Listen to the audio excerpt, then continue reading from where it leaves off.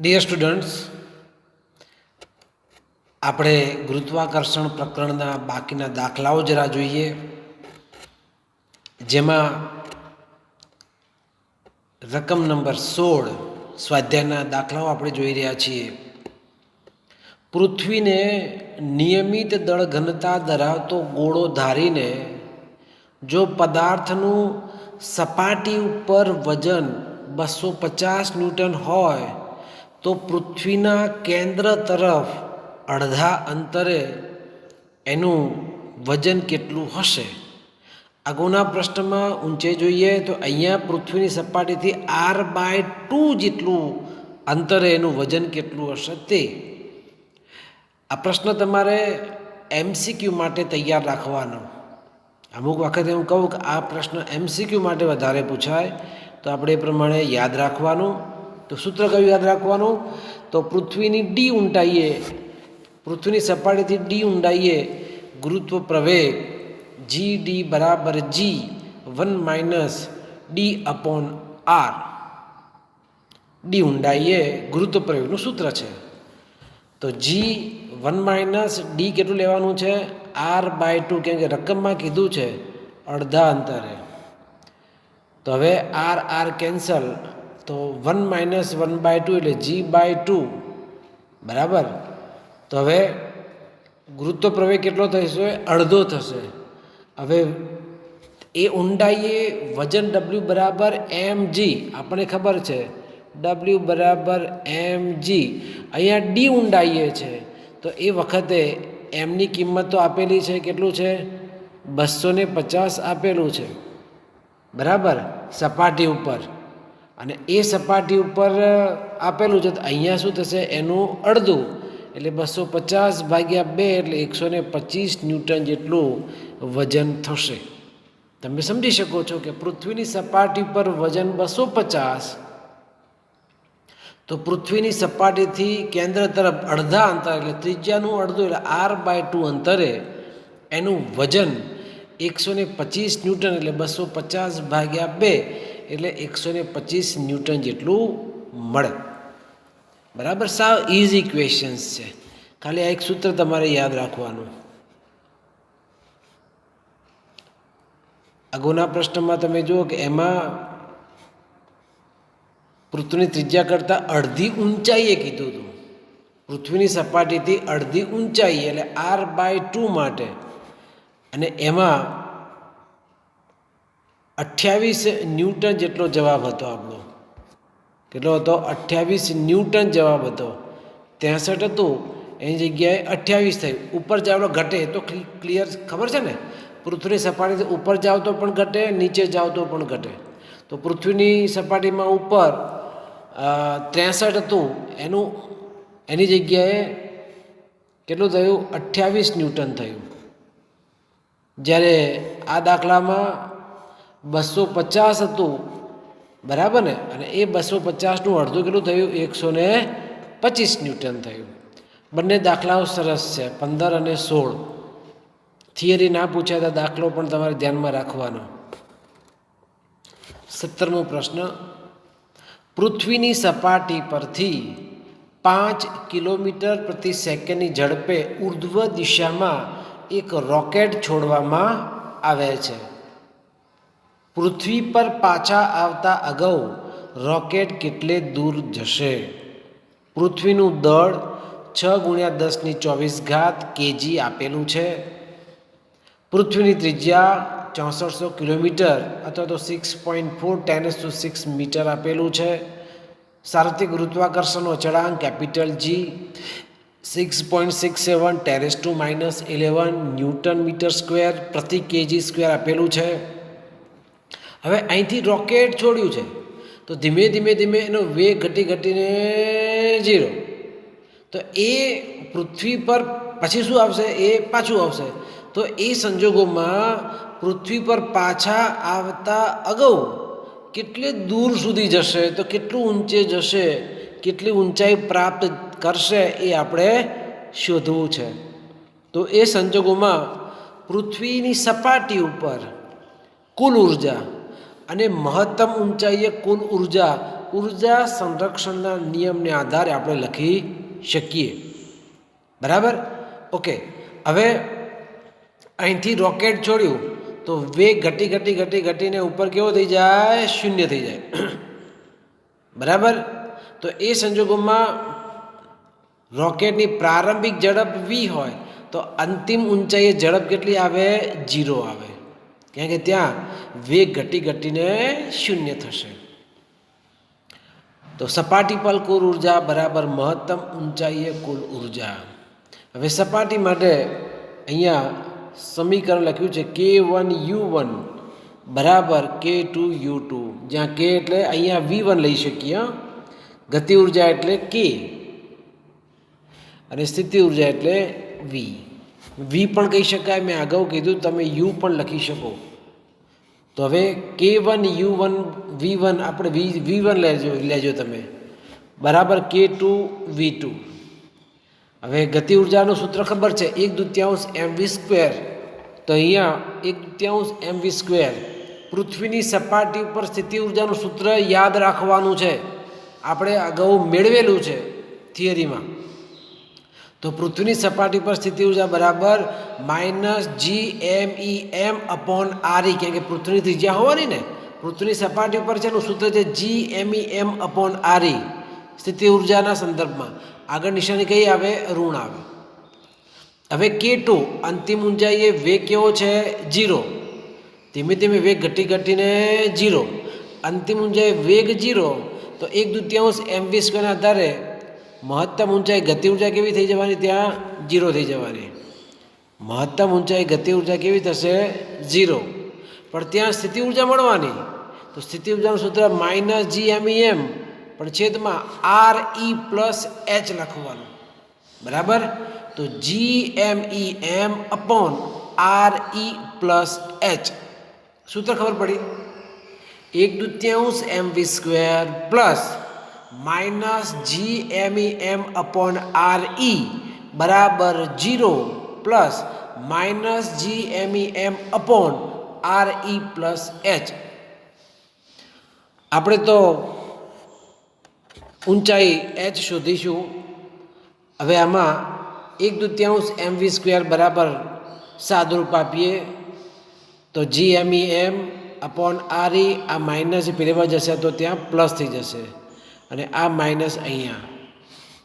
તો હવે બંનેમાં m કોમન નીકળી જાય તો 1/2 v² બરાબર gme 1/re -1/re+h. તો v² બરાબર 2 ભાગાકારમાં છે, પેલી બાજુ તો ગુણાકાર, અને અહીંયા આપણે લસા લઈશું. તો આ સૂત્રમાં તમે જુઓ ઉપર re+h -re કેન્સલ, તો છેદમાં લસા છે re બ્રેકેટમાં re+h. હવે આ તો v² છે, થોડુંક ફેરફાર એવી રીતે કરીએ જેથી કરીને 2gme h/re બ્રેકેટમાં re+h. પણ gme શું છે? બરાબર gre² છે. આ લખ્યું ક્યાંથી? તો ગુરુત્વ પ્રવેગ જીનું સૂત્ર હતું, અને એ ગુરુત્વ પ્રવેગ જીના સૂત્ર ઉપરથી gme બરાબર gre² લખી શકાય. આપણું ગુરુત્વ પ્રવેગ જે છે એ ગુરુત્વ પ્રવેગનું સૂત્ર કે જેમાં g બરાબર gme/re²,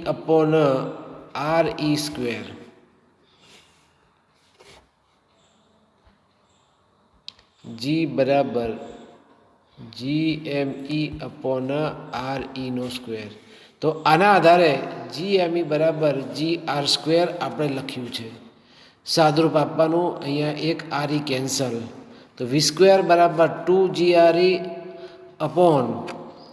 એટલે અહીંયા h સામાન્ય લઈ લીધો તો re/h+1, કે છેદમાં h નહોતો, સામાન્ય લઈ લો તો re/h લખવાનું +1. તો હવે આ ભાગાકારવાળું બધું આ બાજુ ઉપર લઈ જાઓ તો re/h+1 બરાબર 2gre, આ v² છે, v² ને નીચે લાવી દો. તો હવે આ +1 છે ડાબી બાજુ લઈ જાઓ તો -1, તો RE/H બરાબર 2GRE/V²-1. કિંમતો બધી ખબર છે. 2 જીની કિંમત 9.8. આ સમીકરણમાં RE પૃથ્વીની ત્રિજ્યા 6.4 × 10⁶. વેગ v², એટલે વેગ v આપણને આપેલો છે. વેગ કેટલો છે? જો 5 કિલોમીટર પ્રતિ સેકન્ડ. રકમની અંદર આ વેગ આપેલો છે 5 કિલોમીટર પ્રતિ સેકન્ડ. તો એ સંજોગોમાં 5 કિલોમીટર એટલે 5 × 10⁻³ મીટર પ્રતિ સેકન્ડ, અને એનો વર્ગ કરો તો 5નો વર્ગ 25 અને 10⁻³ જગ્યાએ 10⁶. તો તમે જો કે છેદમાં 25 × 10⁶ લખ્યું છે. આનું જો સાદુરૂપ આપવામાં આવે તો 4.0176 આવે. આ શાનું મૂલ્ય મળ્યું? RE/H મળ્યું. કોનું મળ્યું? RE/H. RE એટલે પૃથ્વીની ત્રિજ્યા અપોન H જે ઊંચાઈ પ્રાપ્ત કરે છે તે, એનું સૂત્ર છે, સૂત્ર મળ્યું. આપણે તો ઊંચાઈ H શોધવાની હતી ને, તો H બરાબર શું થશે હવે? RE/4.0176. RE પૃથ્વીની ત્રિજ્યા ખબર છે 6400 કિલોમીટર, એટલે કે 6.4 × 10⁶ ભાગ્યા 4.0176 એટલે લગભગ 1600 કિલોમીટર જેટલું થશે. તો આ પૃથ્વીની સપાટીથી કેટલું અંતર આવ્યું? 1600 કિલોમીટર, અથવા તો 1.6 × 10⁻³ કિલોમીટર, અથવા તો 1.6 × 10⁶ મીટર. તો પૃથ્વીની સપાટીથી એ રોકેટ આટલું ઊંચે જશે. પણ રકમમાં જો આ જવાબ પૂરો નથી, રકમ 2 વખત વાંચવાની. એમ કીધું છે પૃથ્વીના કેન્દ્રથી અંતર કેટલું છે, પૃથ્વીની સપાટીથી કીધેલું નથી. બરાબર? તો એ સંજોગોમાં જો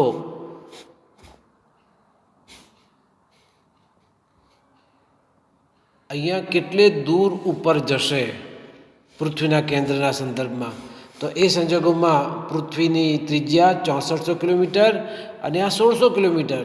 તો 6400 1600 એટલે 8000, એટલે કે 8 × 10⁶ મીટરમાં તમે જવાબ લાવી શકો. તો આ દાખલાની અંદર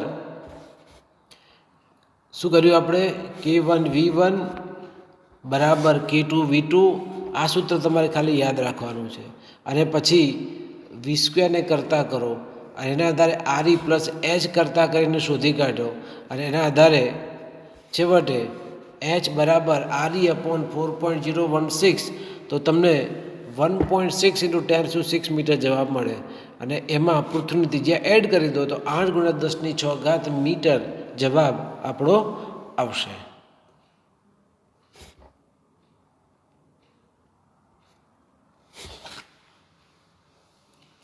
અઢારમો પ્રશ્ન. પૃથ્વીની સપાટી પરથી પ્રક્ષિપ્ત પદાર્થની નિષ્ક્રમણ ઝડપ 11.2 કિલોમીટર પ્રતિ સેકન્ડ છે. નિષ્ક્રમણ ઝડપ કોને કહેવાય? જે ઝડપથી પૃથ્વી ગુરુત્વાકર્ષણ હદની બહાર જતી રહે એ ઝડપ, જેને કહેવાય નિષ્ક્રમણ ઝડપ. પૃથ્વી માટે એની કિંમત કેટલી છે? 11.2 કિલોમીટર પ્રતિ સેકન્ડ. એક પદાર્થને આના કરતાં 3 ગણી ઝડપે બહાર ફેંકવામાં આવે છે તો પૃથ્વીથી અત્યંત દૂરના અંતરે જતાં એ પદાર્થની ઝડપ કેટલી હશે? બરાબર? તો હવે ધારો કે પદાર્થ, એટલે પ્રશ્ન સમજ્યા? ફરી વખત આપણે જરા વાંચીએ. પૃથ્વીની સપાટી પરથી પ્રક્ષિપ્ત પદાર્થ નિષ્ક્રમણ ઝડપ 11.2 કિલોમીટર છે. એના કરતાં 3 ગણી, તો 11 તરી 33 ને 2 તરી 6, એટલે 33.6 કિલોમીટર પ્રતિ સેકન્ડની ઝડપે જો પદાર્થને ફેંકવામાં આવે તો પૃથ્વીથી અત્યંત દૂર અંતરે જતાં એ પદાર્થની નવી ઝડપ કેટલી હશે એ શોધવી છે. તો તમે જો કે પ્રારંભમાં શરૂઆતમાં ઝડપ કેટલી કીધી છે? ધારો કે પ્રારંભિક ઝડપ v, એની ઉપર જતાં અંતિમ ઝડપ છે v ડેશ. અંતિમ ઝડપ ધારો કે v ડેશ છે. તો પૃથ્વી પરની કુલ ઉર્જા બરાબર અનંત અંતરે કુલ ઉર્જા. આપણે અગાઉના દાખલામાં લખ્યું ને કે K1 + V1 બરાબર K2 વત્તા V2 એટલે આ છે ગતિ ઉર્જા, આ છે સ્થિતિ ઉર્જા. તો અહીંયા પૃથ્વી પર K1 V1 અનંત અંતરે K2 V2. ગતિ ઉર્જાનું સૂત્ર 1/2 mv², અને સ્થિતિ ઉર્જા પૃથ્વી ઉપર GMEM/RE પ્લસ K2 તો કેવું આવશે ગતિ ઉર્જા 0, અને V2 એ 1/2 mv².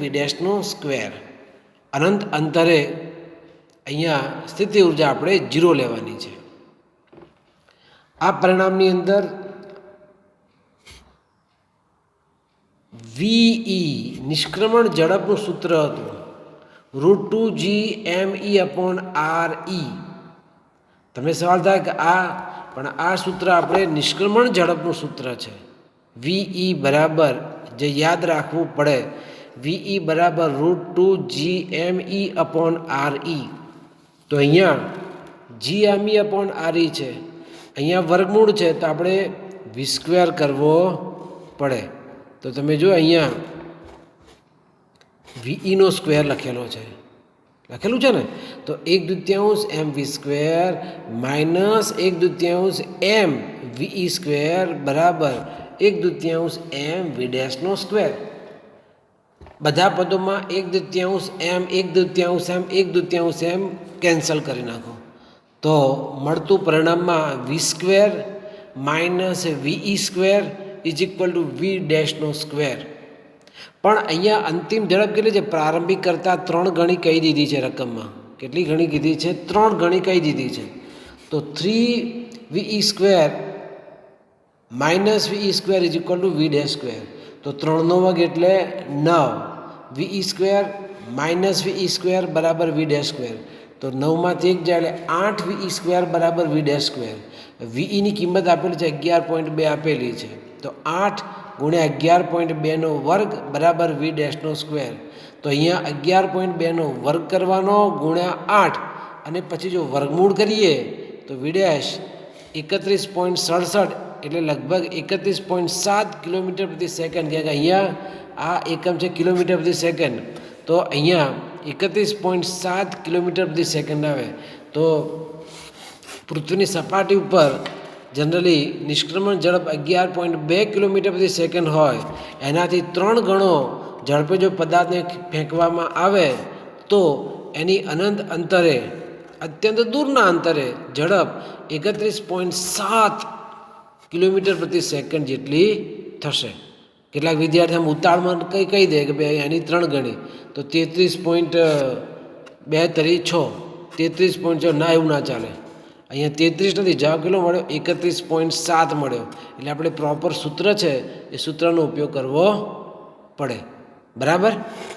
શું યાદ રાખવાનું? પૃથ્વી પરની કુલ ઉર્જા બરાબર અનંત અંતરે કુલ ઉર્જા K1 V1 બરાબર K2 V2. અને આપણે પરિણામ મેળવ્યું છે કે અહીંયા 3 ગણું છે એ આપણે ઉલ્લેખ કરી દેવાનો. બરાબર? જોઈ લો એકવાર, ચલો ફરીથી.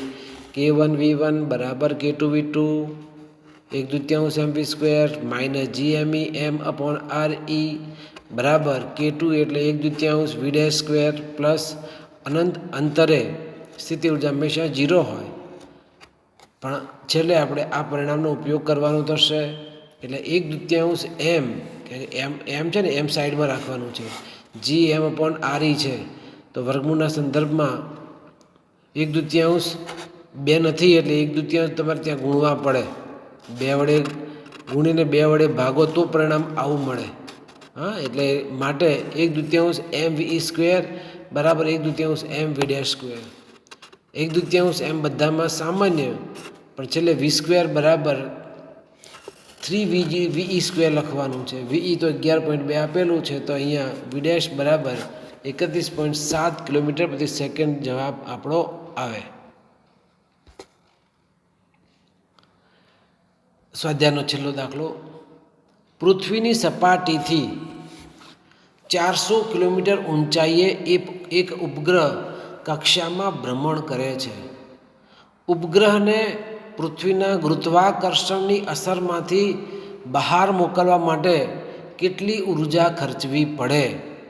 ઉપગ્રહનું દળ 200 kg પૃથ્વીનું દળ 6 × 10⁻24 kg, પૃથ્વીની ત્રિજ્યા 6.4 × 10⁻6 મીટર અને કેપિટલ જીની કિંમત આપણને આપી દીધેલી છે. આપણે શું કરવું છે? પૃથ્વીના ગુરુત્વાકર્ષણ ક્ષેત્રની બહાર આપવી પડતી ઉર્જા, એટલે આપણે એને આપણા પૃથ્વીના બંધનમાંથી જુદો કરવો છે. પૃથ્વીના બંધનમાંથી જુદો કરવો છે માટે ઉપગ્રહની બંધન ઉર્જા કેટલી છે શોધવી પડે.